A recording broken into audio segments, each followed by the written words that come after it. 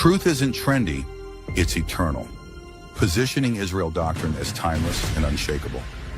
I don't follow the crowd, I follow the covenant. Separates the movement from popular culture. The streets talk, I correct them.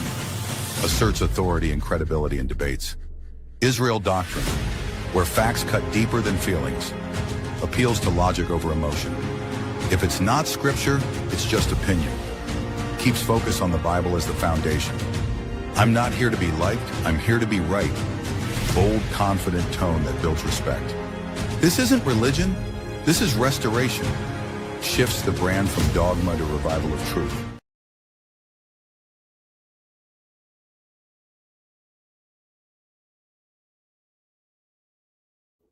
Peace, everyone. Welcome to YouTube Street Info Mob channel. That's the main channel for this. We're also airing on Facebook and another YouTube channel. So today's topic is stated in the headline and on the paper are two different things, but we're going to deal with the one in the headline first. Murder Doctrine Episode 4. Murder Doctrine Episode 4, the dark truth behind the Afrika Bambaataa stabbing. So the paper says, and I'm going to let the computer read it, and I'm going to continue from this point on, letting the computer read.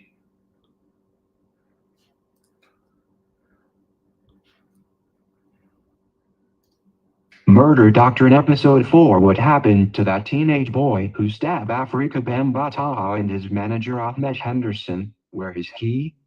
Where is he? Is the question. Now, I never call myself saying the answer to the question. But after 8 years of tremendous stalking and provoking and stuff from a government informant by the name of Khalil Amani, I could assume at this point that this young man is dead due to a lot of factors. You're going to hear some of them in this presentation, but I believe the young man is dead. At this point, Hassan Camel is a murderer. Thus says Israel doctrine. Anybody got a problem with it? Thus says Israel doctrine. I welcome you all to episode 4 of our YouTube Streets Info Mob series titled Murder Doctrine with... So, I'm already messed up. It's all good though. I don't blame a stroke victim. I welcome you all to episode 4 of our YouTube Streets Info Mob series titled Murder Doctrine with the subtitle, What Happened to That Teenage Boy Who Stabbed Afrika Bambaataa and His Manager Ahmed Henderson? Where's he? See, this is what it's all about. Y'all hear a lot of back and forth between me and Khalil Amani, me cursing him out and stuff, because at this point, he is a kind of intelligent agent at work trying to break me down. But the hard part is about it, he's a female trying to break a man down. So you know they can somewhat get you in your emotions where you will put your hand on a female because they trying to break you down with their mouth and this and that. So that's his job, to get me mad and angry at him. I'm happy though, because he done ran everybody away from me and I ain't got nobody to debate. So, I mean, beating them up is just it's a pastime show to me. I don't know, White 100 Digital Pit Boss, Simon or whoever his name is sending this guy after me for me to destroy him on a subject considered my best subject. This episode 4 is going to be a little more personal than other episodes, as it involves the potential of the murder of a teenage victim of sexual assault by the godfather of hip-hop Afrika Bambaataa on April 1st, 2013. This episode will deal with the fact that the teen has not been identified since it was alleged that he stabbed Afrika Bambaataa and his manager Ahmed Henderson following what was reported to be a date raping of the teen in a New Rochelle apartment in New York City in 2013. In this episode, we will show how my investigative journalism and info activism following the public outcry that occurred when Ronald B. Stinger Savage and Hassan Poppy Campbell came out alleging to have been childhood victims of molestation by Afrika Bambaataa in 2016 has shaped and molded all you see in these YouTube streets and in hip-hop culture since. YouTube streets and hip-hop culture. And I've been there on this ride ever since. To the point that no one talks about this. No one has dealt with this. They all been ran away from me, chased away from me, where I have exclusive arguments and fights and debates with a government informant. This episode is going to be action-packed as I will be submerging the audience deep into a hip-hop tale that involves sex, money, murder, and confidential human sources or career informants working together to cover up crimes in hip-hop, including child sex trafficking, adult sex trafficking, racketeering, extortion, bribery, breaches of the Associated Press, cybercrimes, murder, and conspiracies to commit murders. Conspiracies to commit murder. The Zulu Nation and their affiliate partners in crime. White 100, Simon, and all the rest of them cats. Yep, the new rock and roll cats, Outcasts, Stank on You, and all of that other stuff too. I want you all to know what I had to endure personally to be able to bring you the question this Murder Doctrine episode is posing, and that involves personal death threats, false flagging of various of my YouTube channels, shadow banning, and even strategic lawsuits against public participation placed on me by Chicago-based journalist Layla Wills in Cook County Court in the city of Chicago. To bring you all this information, I had to literally beat a false civil and criminal charge in Chicago, Illinois. I even suffered a real-life stroke as a result of the war waged on me for asking this simple question in the YouTube streets of what happened to that boy. I know that may be a lot for the audience to digest, but it is important that you all see the value of the blood, sweat, and tears I have endured to inform you all about these things going on in hip-hop and the YouTube streets. Yes, and do it a lot. To this very day. He's stroked out. He this, that, he's everything. I'm everything under the sun but a child of God. I can never be an Israelite dealing with this government informant. He just keep calling me a Hebrew Israelite. I sent him a cease and desist. He like, F that, you a Hebrew Israelite. I'm gonna get you pissed. I have been attacked by federal informants of the United States government over this. I have had my name slandered by a conglomerate of YouTubers to cover up what my investigative journalism uncovered about probably the biggest organization in hip-hop, the Universal Zulu Nation. I have lost finances as a content creator to bring you all the real from a unique perspective that I believe no one man can match online in association with hip-hop. I am truly the king of these YouTube streets by the sheer information and documentation I have gathered and the real-life experiences I have weathered to be here as a servant of the Lord God of Israel.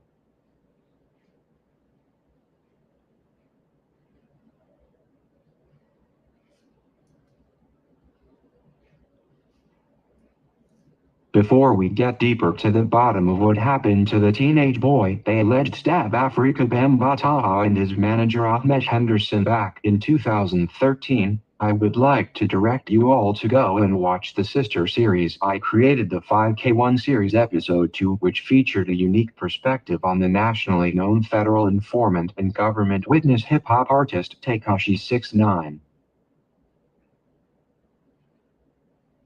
It's some dope information I'm putting down. Now, Khalil Money likes to follow my biblical information, as I said. My best topic on YouTube. And I then challenged him to deal with this 5K1 and this murder doctrine. And all he did is called out federal informants' name. He actually ratted them out. Now, I do not want to brag about being right, but when you're right, you're just right. If you all go and watch my 5K1 episode 2, I want to make it a key point that during that episode I distinctly expressed that an event was going to happen shortly after that would explode in the YouTube streets tied to Tekashi 6ix9ine, hip-hop manager Wack 100, and Rolling 60s Crip gang leader Big U. I spoke on YouTube content creator Hassan Poppy Campbell and how he was intertwined with known and potential federal informants and how the 5K1 or snitch lifestyle that is being perpetrated more and more in the YouTube streets was going to cause more murders in hip-hop. I expressed how what we are witnessing is a government operation that has aligned the content online with the prison pipeline as we see racketeering cases being brought against known hip-hop artists and the gang affiliations and street ties being used to create documentaries and all kind of contraband to not only run rackets online, but to also cover up crimes using the court of public opinion. The government corruption and misuse of the courts using lawfare and the associated press breaches and book deals being used in a systematic attack on us all by non-governmental organizations, not-for-profits, and charitable organizations is a multi-billion-dollar industry on the collective. On the collective people. And the people have came together as a collective against what I'm going through, because if they're not all together at the end of the day, I'm going to win and I'm going to own a lot of stuff. If you all are asking, what happened right after I released the 5K1 episode 2? What shook up the hip-hop culture and the YouTube streets like clockwork after I released it? Well, I have expressed in all of the episodes in my new series that I started a hip-hop acronym that goes like this: Hear Israel people half open prophesize. I made that term to show that the Bible, which is the best tool for our liberation, allows those with the right spirit to discern and forecast events based on having foreknowledge of the principalities that govern what we call hip-hop culture. Government we call hip-hop culture, kill all rats, all of this stuff, right? I've been a victim of kill all rats and stuff myself. They tried to make me a rat. They tried to put me with the government informant Khalil Money.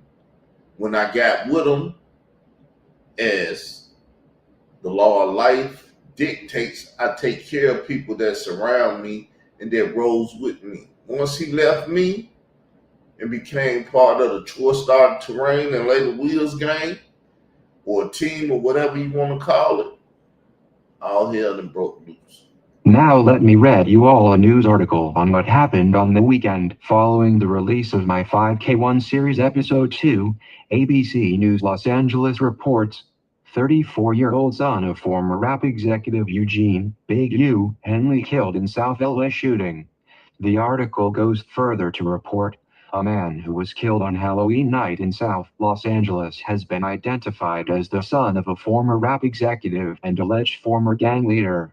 Jabari Henley, 34, is the son of Eugene Henley, commonly known as Big U. Eugene Henley once managed Nipsey Hussle, among other rappers, and is alleged to be the former leader of the notorious Rolling 60s neighborhood Crip street gang. His son, known as Baby Uli, was shot and killed Saturday night near Figueroa and 69th Street after he walked up to a vehicle outside of a smoke shop, the Los Angeles Police Department told ABC News. Investigators say someone inside the car opened fire before driving off. Jabari was found on the sidewalk suffering from multiple gunshot wounds before he was pronounced dead. The suspects fled, and no arrests have been made. Earlier this year, Jabari's father was named in a 43-count federal indictment for allegedly running a mafia-like empire in South LA and Las Vegas. He was also accused of being linked to the 2021 murder of an aspiring rapper.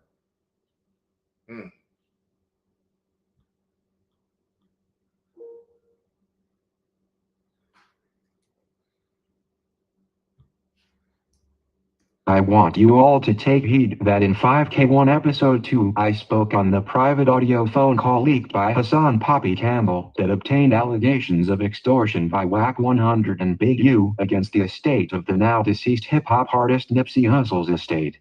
In that episode I informed the audience of the federal informants who crossed paths with Hassan Poppy Campbell and how due to cover-ups of crimes that it would lead to even more crimes and violence that would spill from the real streets into the YouTube streets and vice versa. Yes, because he dealt with that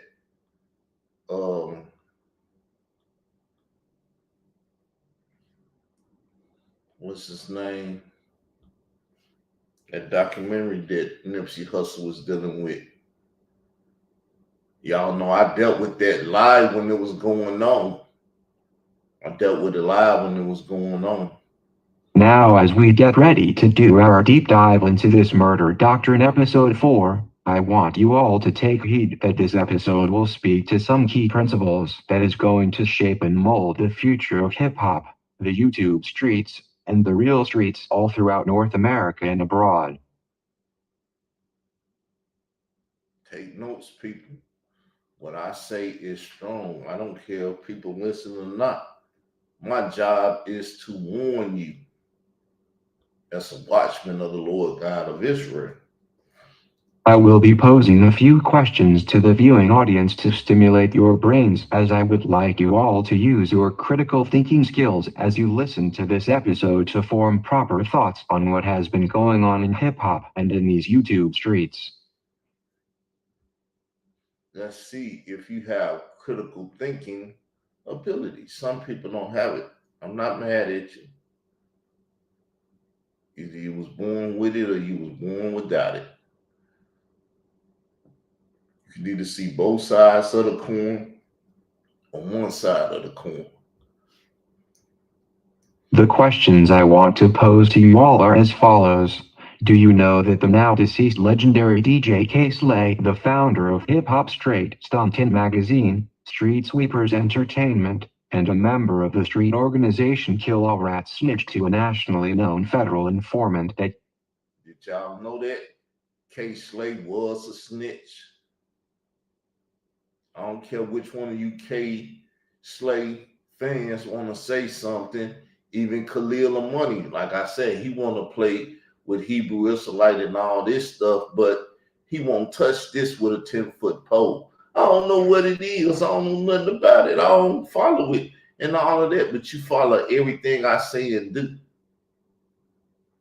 But he ain't going to touch it. His people not going to tell him nothing about it either. Leak you should be listening and taking notes and telling them and stuff. She don't touch it. Goes by the name of Khalil Amani about Afrika Bambaataa and his manager Ahmed Henderson getting stabbed by a teenage boy in a New Rochelle apartment in New York City on April 1st, 2013. How many of you all know that the nationally known federal informant and witness that DJ K-Slay snitched on Afrika Bambaataa was told by DJ K-Slay to publish an article titled Afrika Bambaataa, Gay and Date Raping? Do you all know that DJ K-Slay hired Khalil Amani, who is known nationally for being a witness in the federal prosecution of Miami-based cult leader Yahya Ben Yahya, to write for his magazine Straight Stuntin'? Do you all know that Khalil Amani alleged on the Ed Opperman report that DJ K-Slay as a teenager was used by the Universal Zulu Nation with other teenage boys in the nation to lure in underage boys for Afrika Bambaataa to have sexual relations with in the late 1980s and 1990s? How many of you know that YouTube content creator and social influencer Hassan Poppy Campbell alleged that Afrika Bambaataa gave him the photo of the boy who was reported to have stabbed Afrika Bambaataa and his manager Ahmed Henderson to kill that boy for Afrika Bambaataa? If you want the answers to these questions, stay tuned, because we are going to get to the bottom of what happened to the boy and show that murder doctrine was done overtly and covertly to cover up his whereabouts and whether he actually survived the date raping that led to him stabbing Afrika Bambaataa and his manager. That's why the question is, what happened to that boy? There's been a lot of statements out there. what's the boy name? Star said he knew the boy name, never gave it out. Khalil Money said his name was Giovanni. Said he was a sodomite like himself, and him and her son Camel had a sodomite war over being Bambaataa lover. I don't hear nobody in these YouTube streets talking about that accusation. Only person talking about it is YouTube street Big Dom King, Carl Albert Davis. As many of you all who have watched Israel Doctrine Entertainment LLC on our various YouTube channel over the years may know, this platform started a movement in 2017 using info activism by way of hashtagging to find the whereabouts of what was reported to be a young Spanish or Latino teenage boy that stabbed Afrika Bambaataa and his manager Ahmed Henderson of the Universal Zulu Nation in a New Rochelle apartment in York City in 2013. Sidebar: my persistent hashtagging all over YouTube throughout the years of 2017 and 2018 in my opinion made YouTube add the hashtag feature for content creators under their YouTube videos. I hashtagged with my chat moderators in so many side chats and on comments on creators' walls so much for almost 2 years that YouTube then updated its user options to allow for hashtags to be added into the descriptions below videos on YouTube. Because I'm an info activist. And that's how we use hashtags to emphasize what it is that we're talking about. You can be talking about anything in the world. You put a hashtag and you create the subject that when people hit that hashtag, they can see how many people come in up under that topic. It's a whole nother form or a flash mob and then everything else. I started doing that and I became the face of YouTube without anyone ever knowing, because YouTube took my info activism and activated it. Everybody steals my style. The reporting of the stabbing of Afrika Bambaataa and Ahmed Henderson was made online after what was said to have been a statutory sexual assault or a date rape of a young teenage boy by Afrika Bambaataa. The reports of the young teen's sexual assault were first reported by the Colorado-based author, writer, hip-hop journalist, and nationally known Federal Witness Security Protection Program recipient Khalil Amani. Did Layla Wills tell you that in her documentary? Khalil Amani mentioned it, but the documentary never came out, never was published, right? So unless you watched it with a knowing eye, you never heard or seen the fact that Khalil Amani came out in 2013 and told on Bambaataa sexually molesting teen boys up there in Bronx River. You never hear that clear because Layla Wills did not want that to get out. I told her that. She knew it. She said she knew her son Camel took that picture to murder that boy. She never told the feds or nobody else. She buried it in that fake ass hip hop documentary. Khalil Amani was informed of the stabbing of Afrika Bambaataa and his manager and the alleged statutory sexual assault of the teenage boy by what Khalil Amani called his hip-hop boss at the time, none other than the now-deceased legendary hip-hop New York DJ K-Slay, as Khalil Amani was a writer for DJ K-Slay's Straight Stuntin' magazine in the year 2013. See, you'll never get nothing publicized that clear outside of me. You find it, inform them of me, and we can sit down and have open conversation about it. DJ K-Slay, who was a former member of the New York City Black Spades and Universal Zulu Nation at the time of 2013, was an insider who was alerted to the incident shortly after it occurred and decided to inform his writer Khalil Amani, who DJ K-Slay knew was a career federal informant, to publish an article at his behest, which was published online by Khalil Amani the day after the alleged incident on April 2nd, 2013, titled Afrika Bambaataa gay and date raping?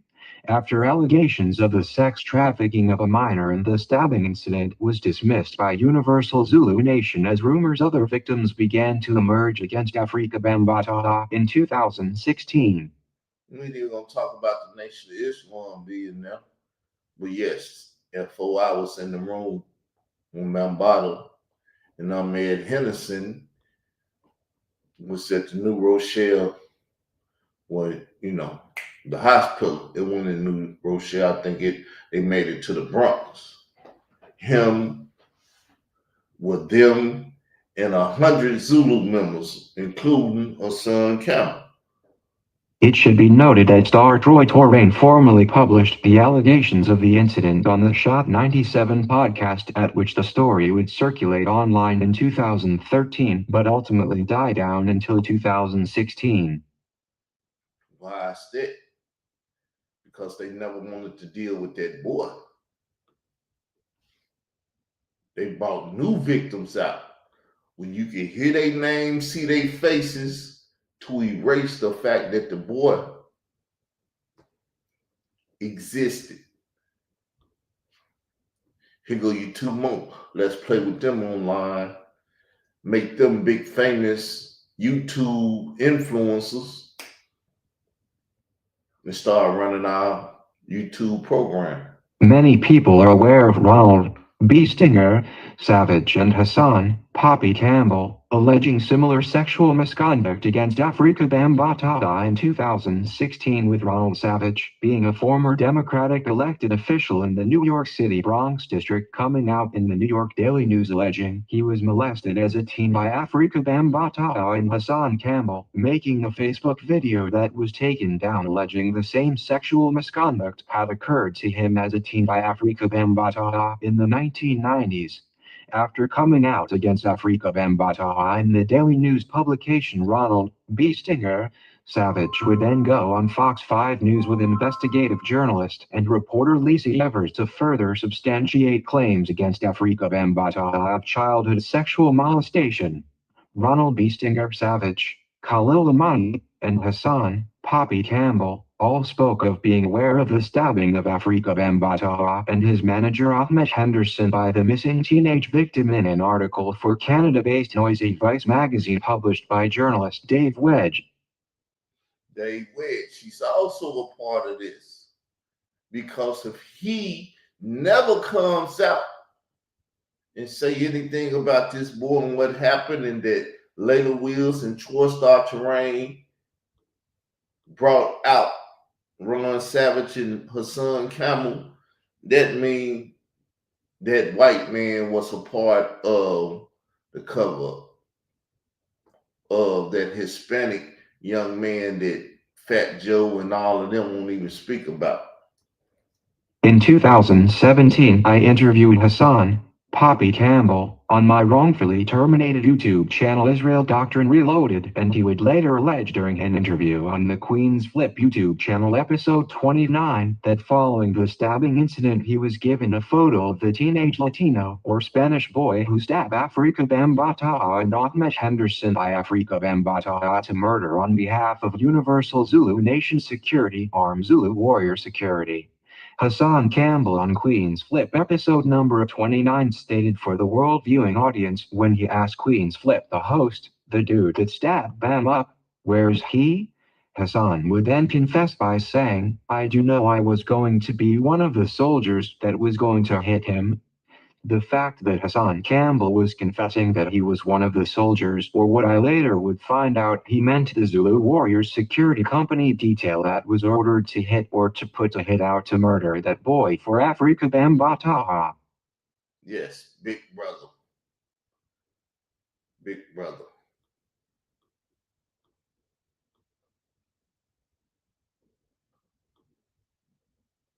Mr. Islam himself. In my recent 5K series episode video, I spoke of how prior to my 2017 interview with Hassan, Poppy Campbell, I recorded our private call prior to the interview due to Hassan Campbell speaking of murdering Afrika Bambaataa and also for claiming that he wanted to murder Frank Gehry of Sonnetter TV for allegedly setting him up to be murdered by hip-hop artist Immortal Technique, who Campbell claims was a member of Universal Zulu Nation. Yes, y'all remember all that and stuff. They got into it on Six Dynasty show after I was giving an interview telling the world about this and introducing it on Six Dynasty. But Six Dynasty had a love affair for her son Camel that he attacked me and then let Sonetta on and let her son and Sonetta fight it out and start their little beef and everything, trying to X me out. It was at the moment of me listening to that Queen's Flip episode number 29 podcast that Hassan, Poppy Campbell, was not just a mere victim of Afrika Bambaataa, but in fact he was a willing participant and conspirator to the child sex trafficking and adult sex trafficking of Afrika Bambaataa, the Universal Zulu Nation, and its Zulu Warriors security arm. Give me a sec, please. Give me a sec, y'all. Woo.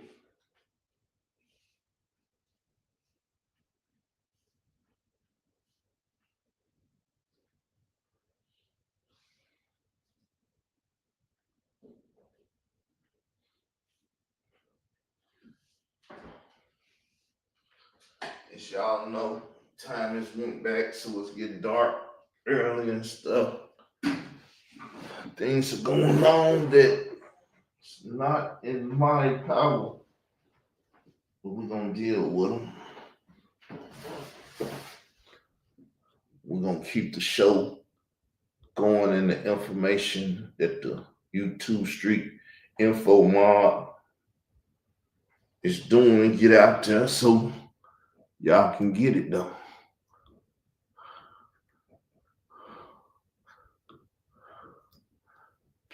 Y'all can see I can't get it. I want to get it.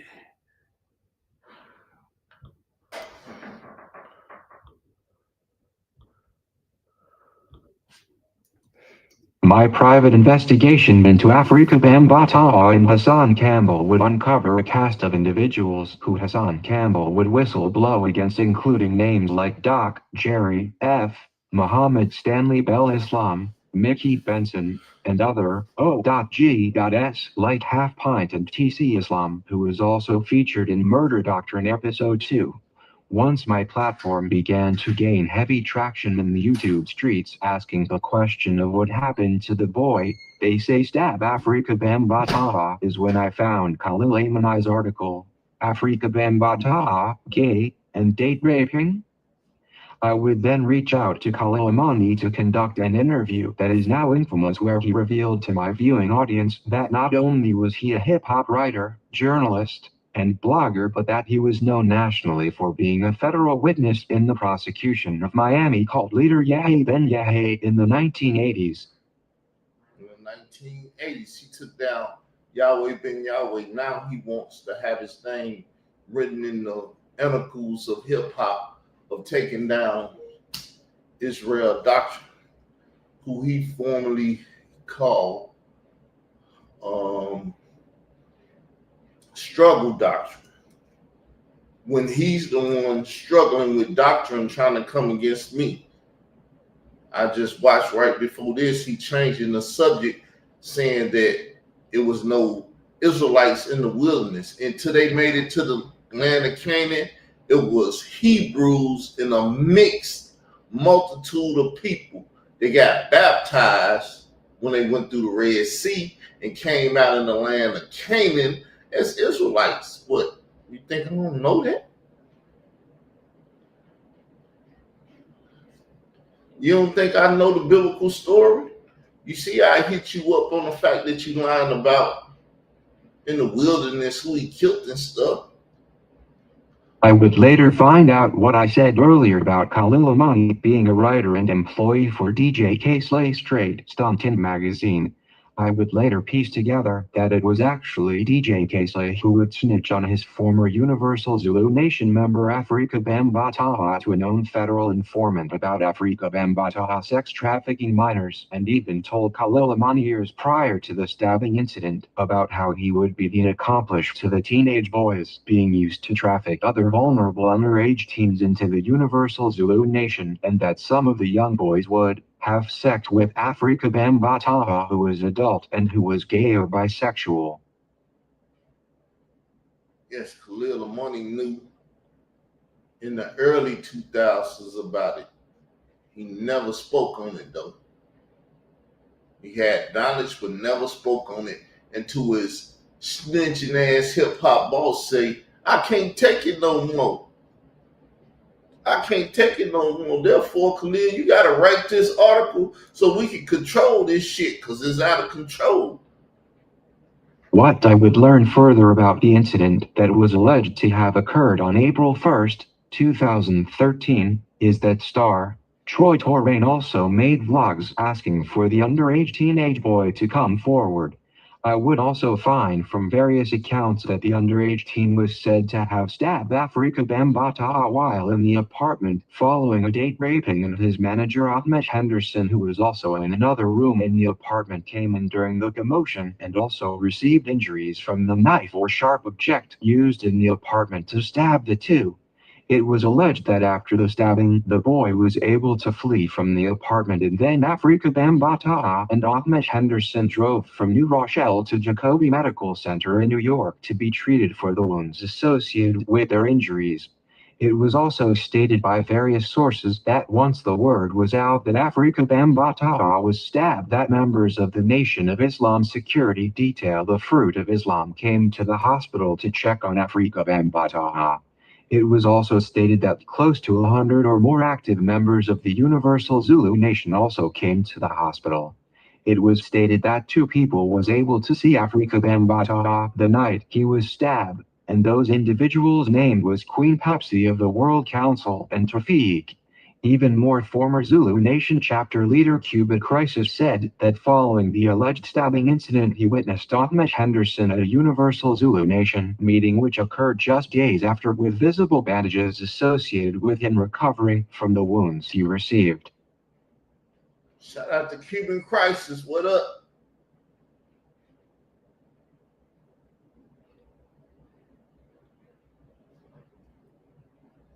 He, before all this stuff, attacked me through Solomon and Oh God,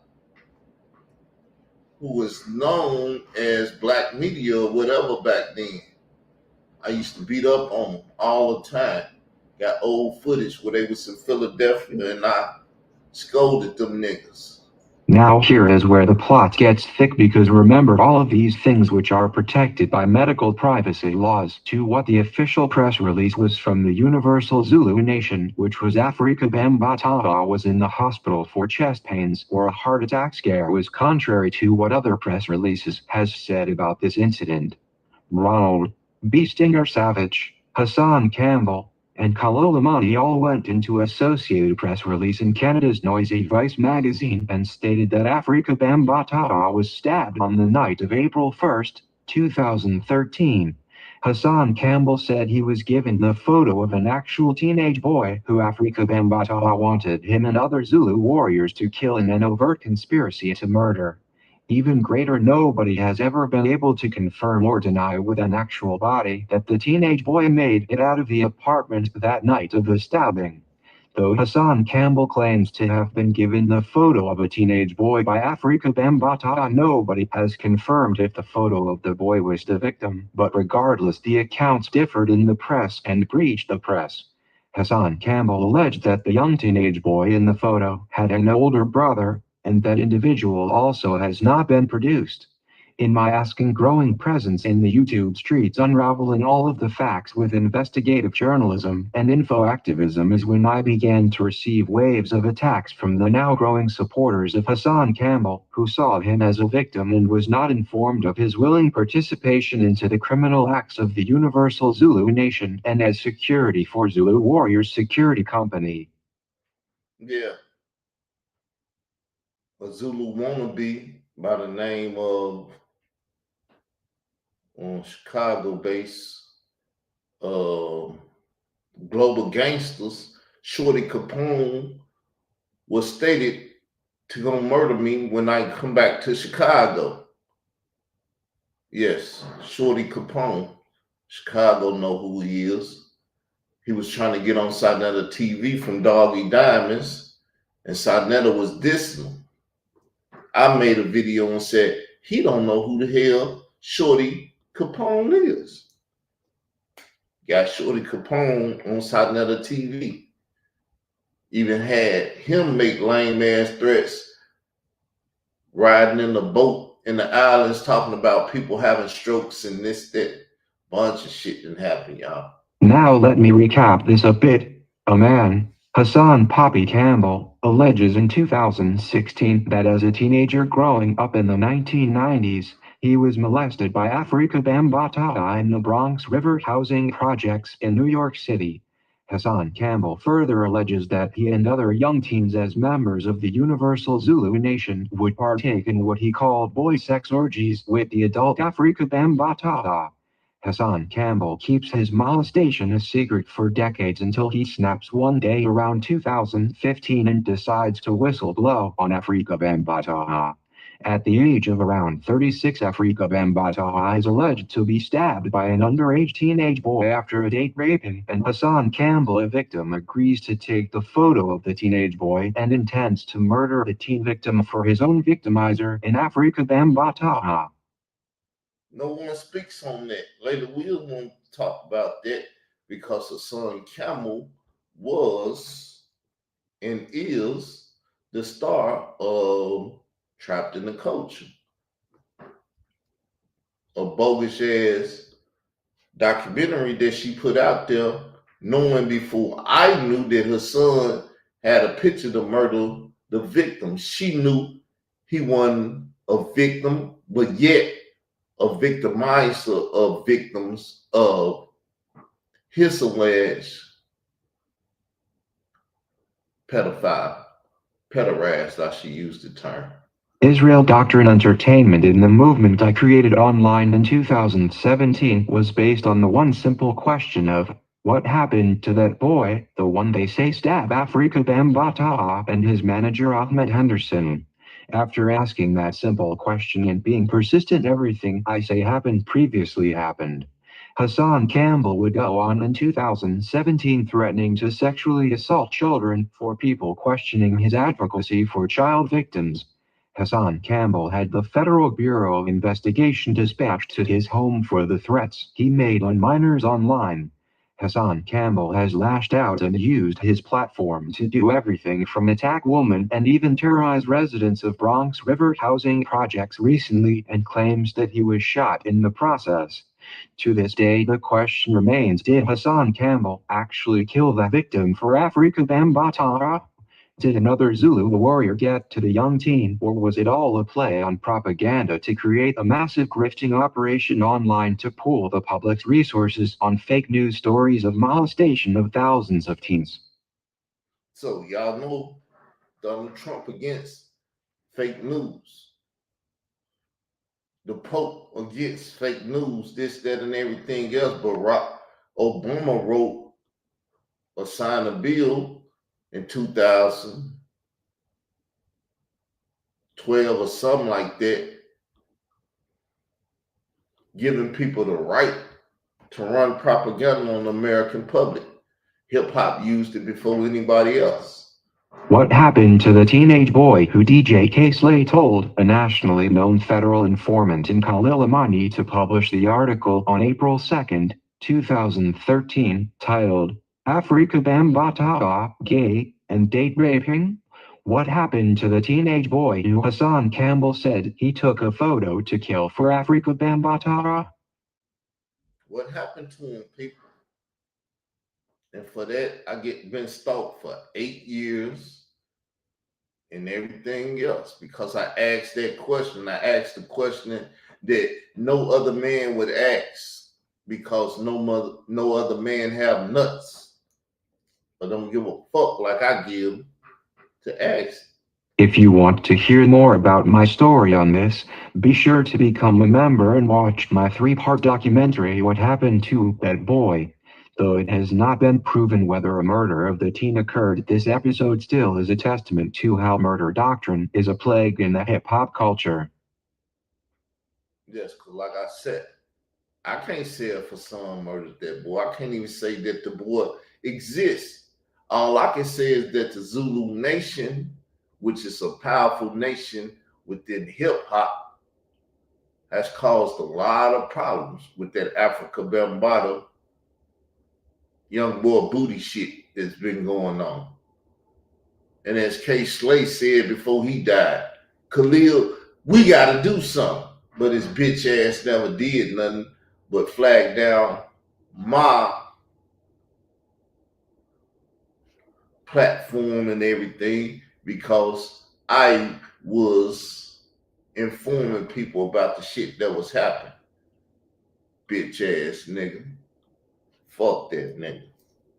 Disclaimer: the Murder Doctrine series is not to glorify the murder of any of the individuals we may discuss throughout the episodes in the series.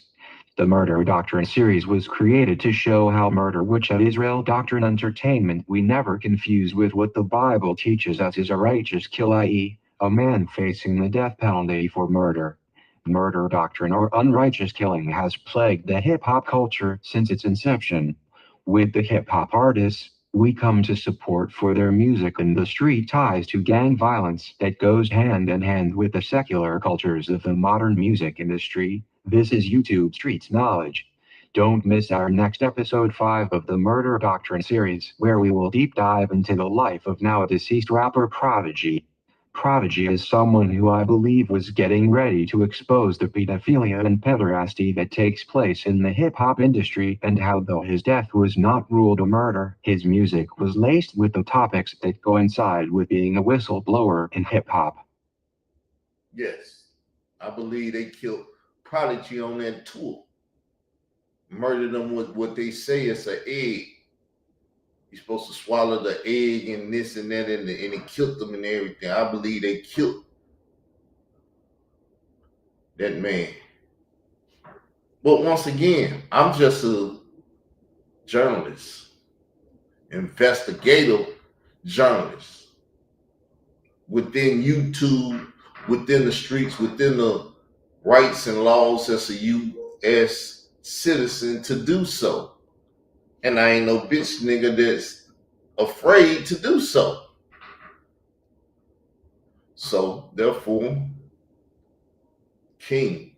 Hit the like button, share this video with friends and family on social media platforms, subscribe to the channel, hit the notification to be alerted when we are dropping the next episode, become a member, leave a comment under the video. It helps the algorithms. Be the first to hear the greatest perspectives from the king of these YouTube streets. Big dog Colorado from Arkansas. Got him mad. Y'all heard the instruction.